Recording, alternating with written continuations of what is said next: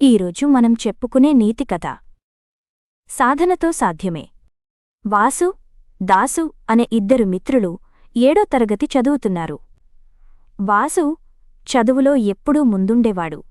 దాసు ఆటల్లో చురుగ్గా ఉండేవాడు. అందరూ, "నువ్వు ఆటలు చాలా బాగా ఆడుతున్నావు, అలాగే చదువు మీద కూడా దృష్టిపెట్టు, నీ భవిష్యత్తు బాగుంటుంది" అని చెప్పేవారు. అయినా దాసు వినేవాడు కాదు. దాంతో మిత్రుడిలో ఎలాగైనా మార్పు తీసుకురావాలనుకున్నాడు వాసు. ఒకరోజు దాసుతో, "మనకు తొందర్లో పరీక్షలున్నాయి. మనిద్దరం కలిసి చదువుకుందాం. నీకు సాయం చేస్తాను. కొంచెం ఆసక్తిగా చదివితే చాలు" అన్నాడు. "నేను ఆటలు బాగా ఆడగలను, నువ్వు చదవగలవు. అంతే. నేనేం చెయ్యాలో నువ్వు చెప్పాల్సిన పని లేదు.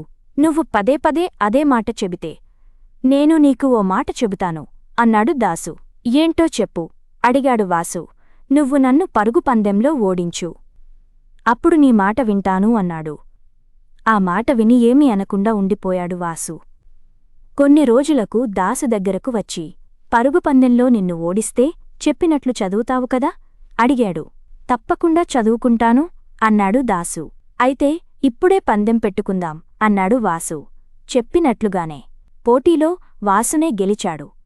దాంతో ఆశ్చర్యపోయిన దాసు, "నువ్వు చదువులో ముందుంటావు, సరే, పందెంలో ఎలా గెలిచావు" అని అడిగాడు.